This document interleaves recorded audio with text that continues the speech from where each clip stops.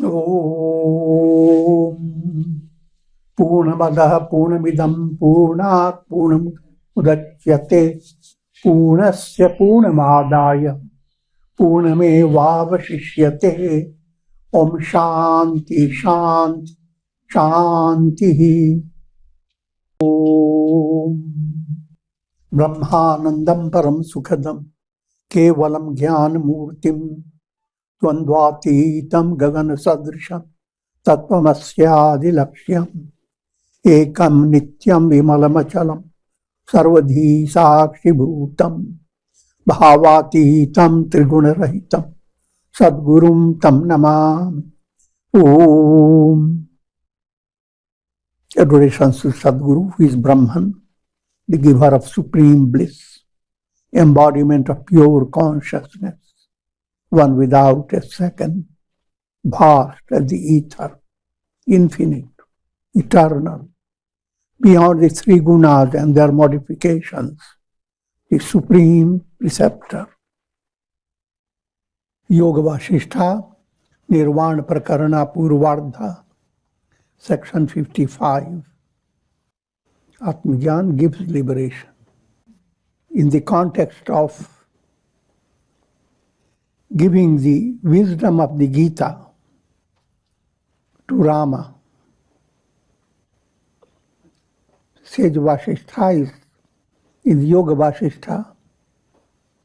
You are now going to have a sense of the teachings of the Gita. And I have already pointed out, the essence of the teachings of the Gita is same as essence of the wisdom of the Vedas, the essence of wisdom relating to all religions of the world. Wisdom is just one wisdom. If you don't understand it, you are dumb. Ekam sat vipra bahudha vadanti. A thatched roof that was built by the self-effort of yesterday can be destroyed by setting fire to it with the self-effort of today. In the same way, a wise man can set fire to the forest of karmas with the fire of wisdom. You have maintained karmic bondage by your own self-effort. And by your own self-effort, you can break down the bondage, attain enlightenment. Self-effort is Purushartha. And Purushartha can be in two directions. If you are dominated by ignorance, your fourfold mind acts like Dushta Chatushtaya, the wicked four. Your chitta, your ego, your intellect, your mind. Chitta, ego, intellect, mind. Chatushtaya, four. When these four are gripped by impurity, kleshas, then they are operating dushta chatushtaya. Each one is creating intrigues to keep your soul in a state of bondage, moving from karma to karma, from one life to another. Shishta chatushtaya, same four, led by the higher self in you, begin to operate as instruments of higher self. They are called Shishta Chatushtaya. Overpowered by kleshas, the whole mental set becomes negative. Overpowered by purity, Shubha Vasana. The force, all the four becomes profoundly helpful. So whatever you have built up by your karma, by your self-effort, you continue to destroy it. That self-effort is a negative type. You can exercise your self-effort. Proper self-effort follows the four purposes of life in a sequence. Dharma is the basis. Artha, material values. Kama, called vital values, the values relating to human relations. And moksha, that's liberation, infinite spiritual value of life. This is called Purushartha, allowing your soul to be led by fulfilling the purpose of life, dharma, artha, kama, and moksha. And this is possible by allowing integral yoga to enter your personality. Actions become karma yoga. Emotions must follow the rule of bhakti yoga. Your willing movement must be guided by Raj yoga. And the veil of illusion must be broken by Jnana yoga. So, when all these four yogas begin to flow in your personality like melody in a musical set, that's the real operation of Purushartha. If the self-effort directed towards liberation is stronger than the self-effort directed towards worldly enjoyments, your self-effort directed to Vishaya Sukha, worldly enjoyment. If the same self-effort could switch from worldly enjoyment to experiencing spiritual enrichment in your quality of your feeling, when feeling becomes purified, that what type of joy you get, far from worldly enjoyment. So your enjoyment is of two types. A pure experience of joy, waxing, increasing, led by right Purushartha. Or you are moving to wrong Purushartha, wrong self-effort. And then your enjoyments are illusory, like mirage. So if the self-effort directed towards liberation is stronger than the self-effort directed towards worldly enjoyments, then one overcomes the impure vasanas and attains enlightenment. Presently, what you are being told is that your self-effort should be directed towards liberation, not towards worldly enjoyment. Shreya and Preya, this is always before your view. Always direct your attention to Shreya, move away from Preya. But this is not a one-step movement. It's a progressive movement. One day you are more in Shreya, another day you are sunk in prayer. Do some prayer.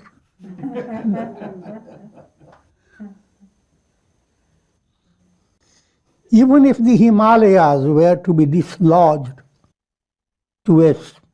by a storm of destruction, an heroic aspirant should not waver from his self-effort directed towards the attainment of release from the world process. The message is, in all conditions, no matter whatever situation you are facing, always have in your mind two points. One, resolving your problem. Use your practical common sense. If you are living in a world of politics, you have to follow political laws. I'm giving a very ordinary way. But along with common sense, allow the common sense to be blended with inspiration. If Dushta Chatushtaya is ruling you, your common sense will be nonsense. If Shishta Chatushtaya is guiding you, your common sense will be super sense. Common sense, when it becomes super sense, means you are being guided by inspiration. And inspiration is a radiation of divine grace, kripa. In other words, your self-effort begins to blend with grace. And the power of that movement is beyond imagination. Nothing is impossible.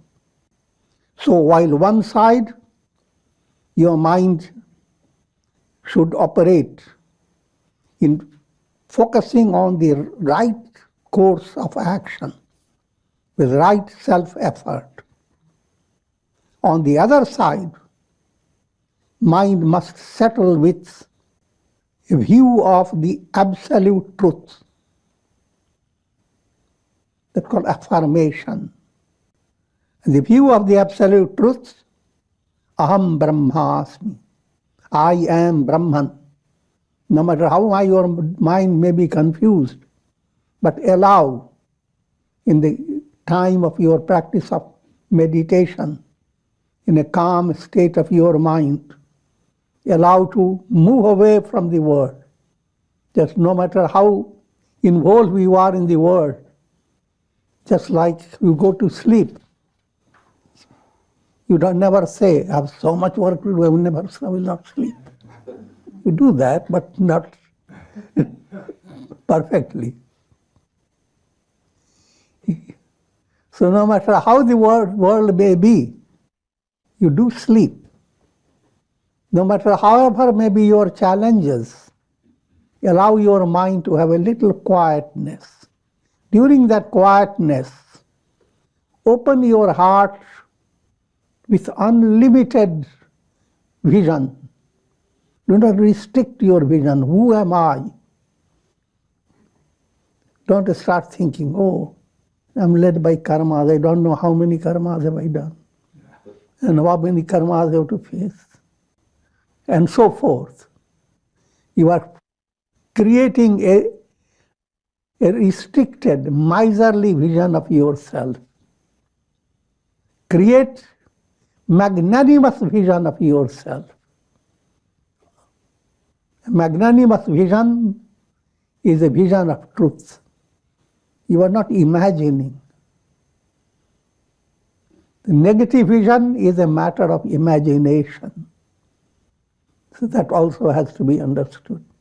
But coming to the basic point, allow an opening within your mind.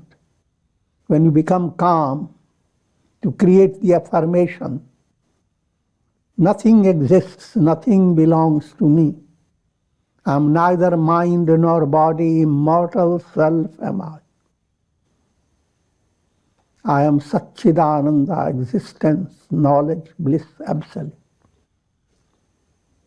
And the highlight of this positive movement is focusing on the Mahavakyas, the great utterances.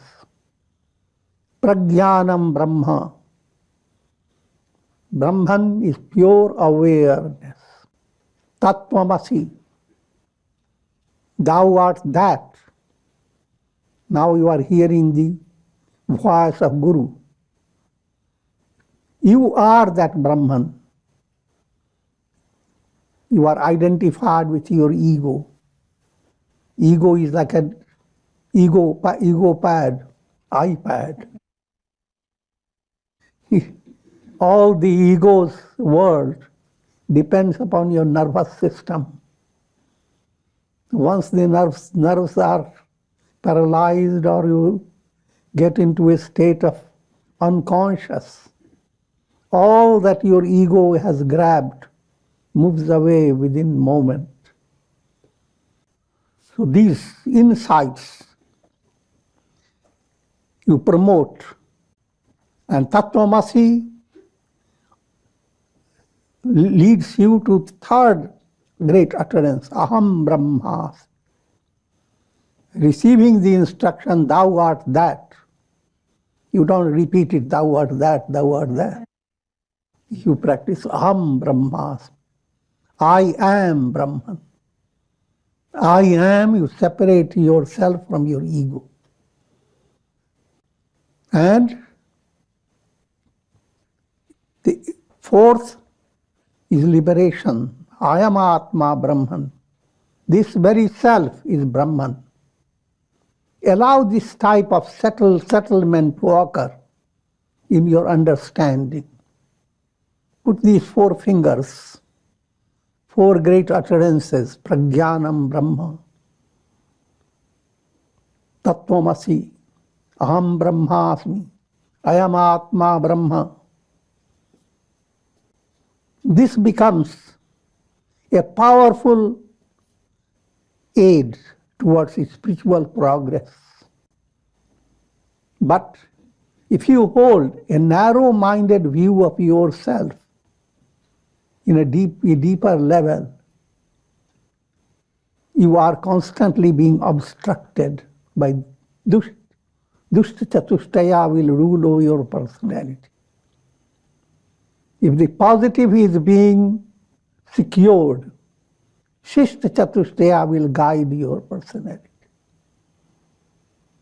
But in the spiritual progress, you must realize both Chatushtayas are always mixed up. So don't expect a mathematical success.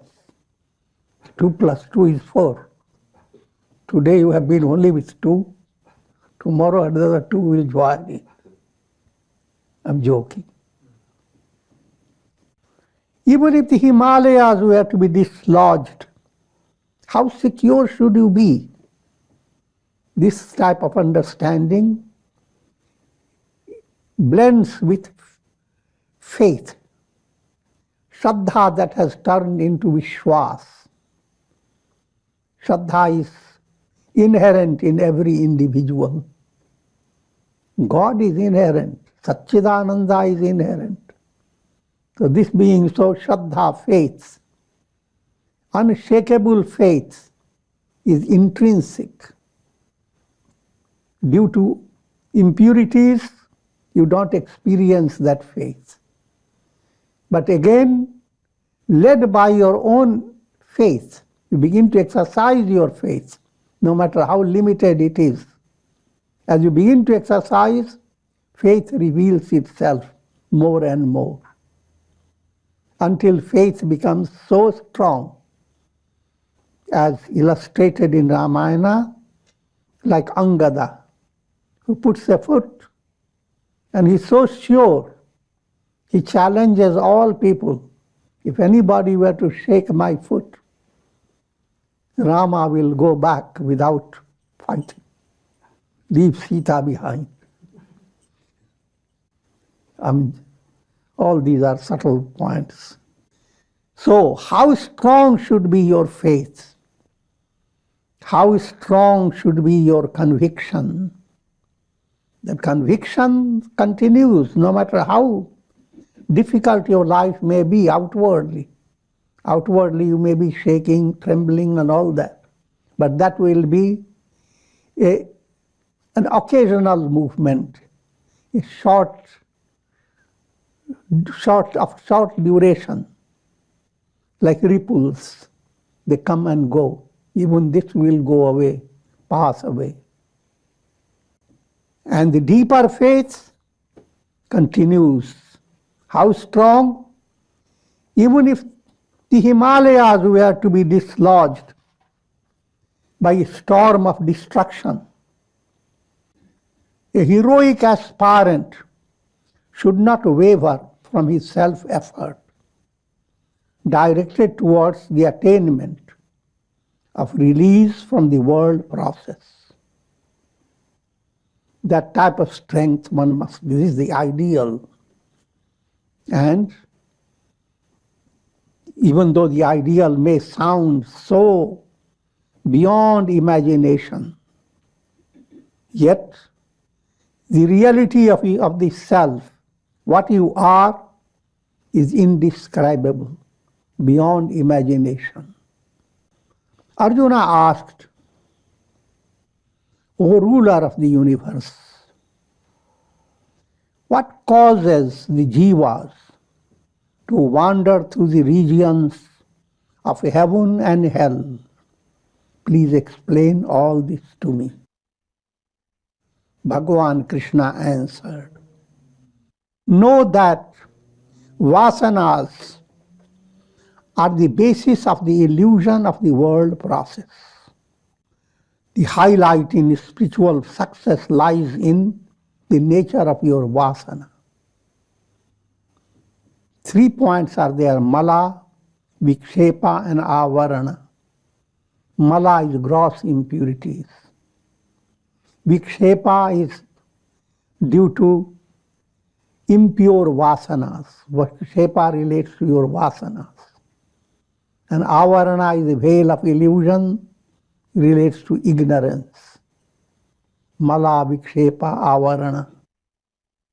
Of all the three, vikshepa has the key to lead you to enlightenment, if you were to control vikshepa. So, great attention is given to your vasana. Satsanga becomes a great, powerful remedy to purify your vasana. Of course, the entire integral yoga, the more you practice, your vasana begins to purify in degrees. But the role of impure vasana is being described, led by klishta vasana, vasanas that are supported by ignorance, egoism, attachment, hatred, fear of death. These are called klishta vasanas. As long as klishta vasanas continue to rule your soul, you will continue to experience heaven and hell. Heaven, pleasant conditions. This point we have elaborated many times. Operation of karma goes in two ways. You have done virtuous karmas, but virtues have not been real virtue. They have been instruments of dushta chatushtaya, wicked four. And therefore, even those virtuous karmas that you do, they put you in prosperous situations to be more and more deluded about your goal. Same prosperity brings a lot of vanity. So in the realm of ignorance, karmic movement presents heaven, hell, joy and sorrow, gain and loss, pleasure and pain, all that you experience in the world process, positive and negative, they are a result of your vasana-based karmas. The experiences of heaven and hell are as unreal as the experiences of one's day-to-day life. Experiences which define the practical reality of your life, they are actually a magical act radiating from your vasanas. For easy understanding, all that you see in a cinema show is projections. In the world of projections, you go into joy and sorrow, thrill and terror. The cinema show is presenting all that. But while show goes on, and your eyes are all bright looking at the show, you are not looking at what is behind the show. Pure screen. And it is the screen that is the reality.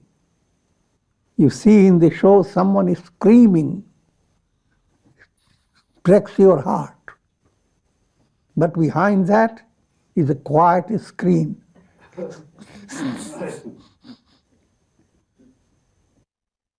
That quiet screen is your essential nature.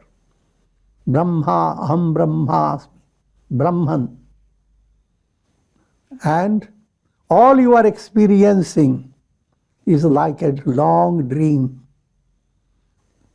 based on mental projections. So one is experiences led by projections. Revelation of the truth is where projections are withdrawn. No longer projection. Then what shines? This truth that rendered your projections as real. If the screen is not there, the projections will not have reality. I'm using the old style. Heaven and hell are projections of consciousness through a mind that is conditioned by vasanas. When vasanas become purified and you are not conditioned, then revelation, I am Shiva, not Jiva. I am not a soul confined to law of karma. I am Shiva, the absolute self. The experiences of heaven and hell are as unreal as the experiences of one's day-to-day life, pointing to the Dirgha Sapana. The world experience is very similar to dream experience. An aspirant must consider birth and death, heaven and hell, as merely different events in the long dream of the world process. No matter how terrible may be your experience in a dream, on waking you realize nothing was real. Sometimes even in dream you develop a waking consciousness. That relates to Jivan Mukti. Spiritual progress advances, then even while you are facing the world, handling every practical reality with best of your skill, even while you are doing all that, inwardly, nothing is happening. Nothing exists. Nothing belongs to me. Inwardly, you are the sky. And as a sky, all clouds, etc., you handle. There is no deficiency in handling the clouds with perfect precision. And yet, the sky is untouched, unaffected.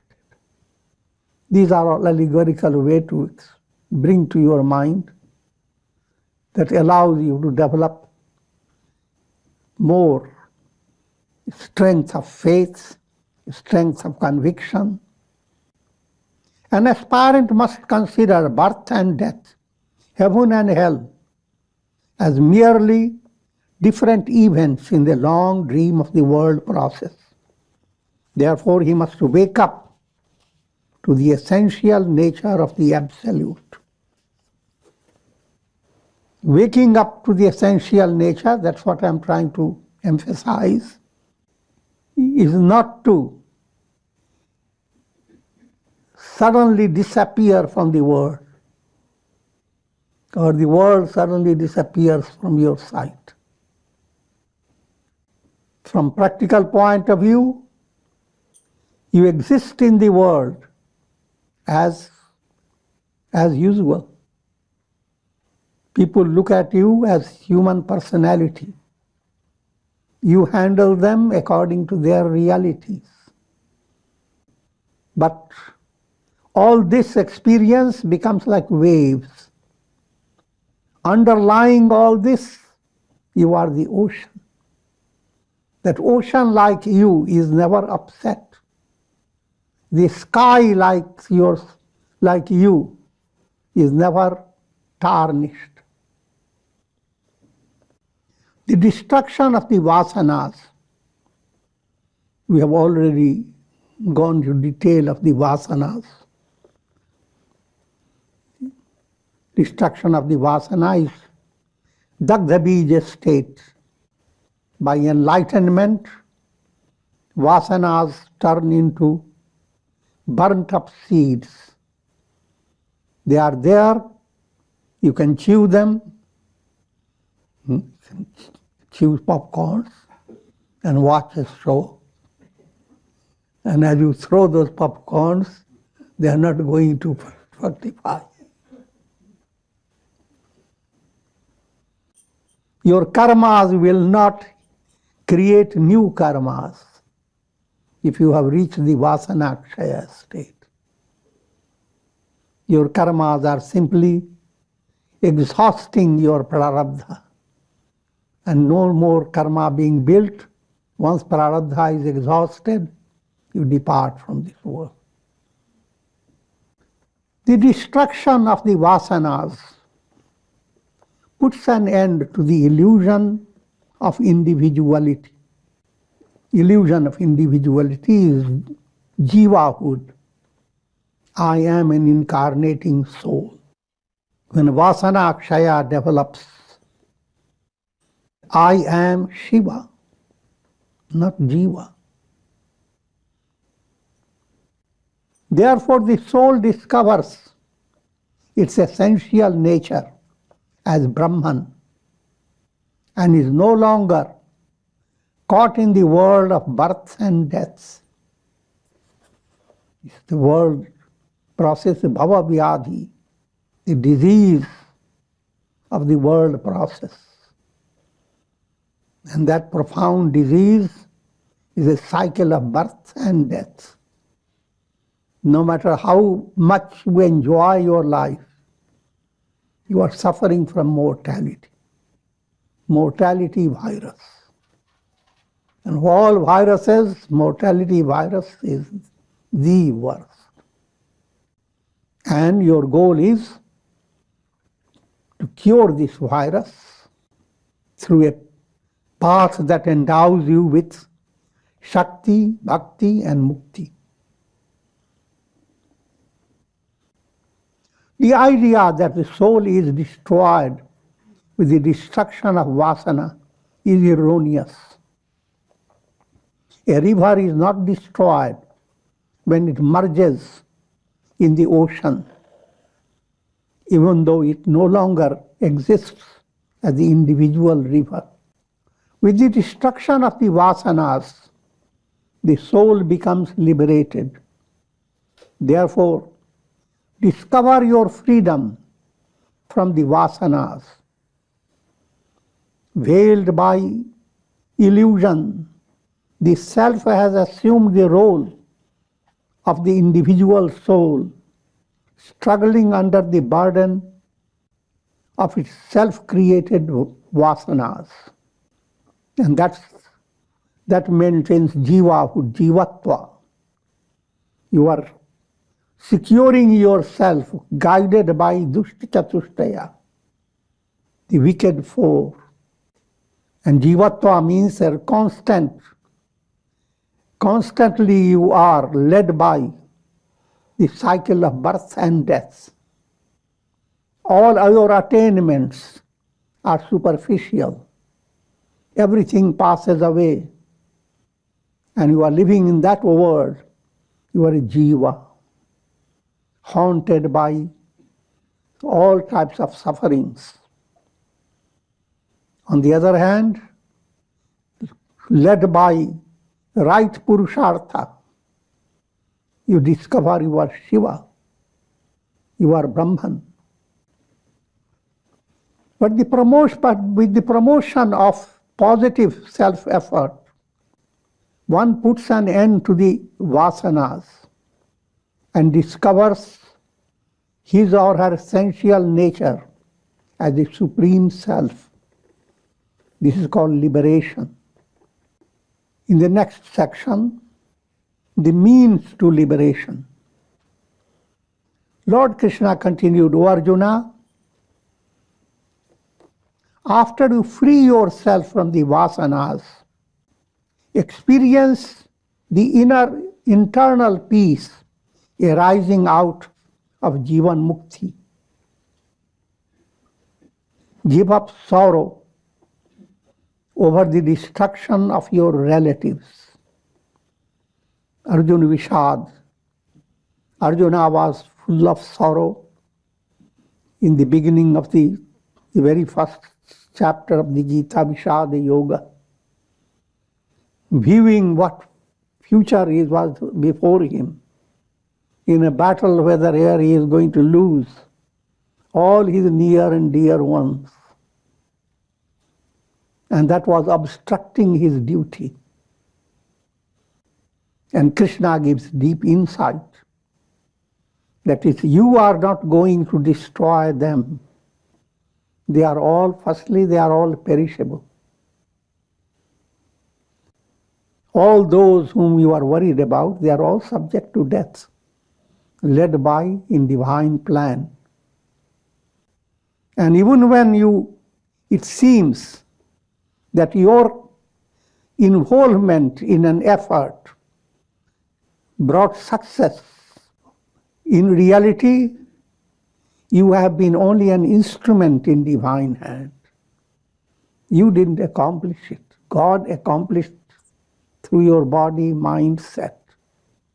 Who is the doer within you? Who is the enjoyer? The mind must turn its attention to that who, and thereby give up sorrow. Be more and more in divine hands. And this is the remedy for treating sorrow. Devoid of age and death, experiencing the vastness of consciousness. Do not be concerned about attaining the desirable and turning away from the undesirable. Become dispassionate. Though you perform your duties led by your common sense, inwardly develop detachment. All the gains that you are having, they will also pass away. All the losses, they will pass away. Gain and loss are superficial, passing phenomena. The reality, you as Brahman, is the absolute reality. So develop vairagya. The more vairagya you develop towards the experiences of the world, greater will be equanimity of your mind. with pleasant conditions, your mind will not be elated. You will be happy. You may show great thrill. Deep down, you will not become completely duped by it. Similarly, in misery, you will cry. You will be according to your state. But deep down, you will remain unchanged. So deep down at a heart level, that's where your wisdom is secure. And if that is so, you have secured Shama, serenity, which is one of the gatekeepers of liberation. Where there is Shama, there will be satsanga, there will be vichar, and there will be realization. Shama, Santosh, Satsanga, Vichar. These are 4 gatekeepers. And with this, I'm going to conclude. Om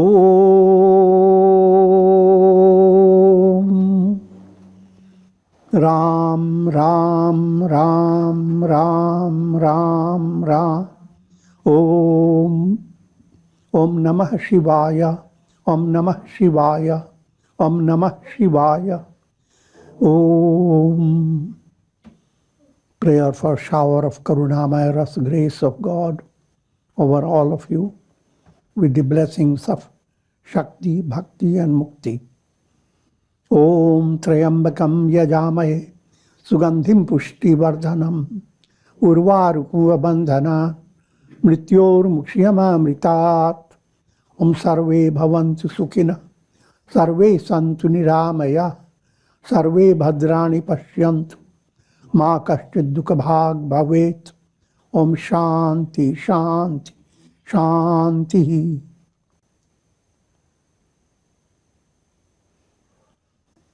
Hari Om Tat Sat.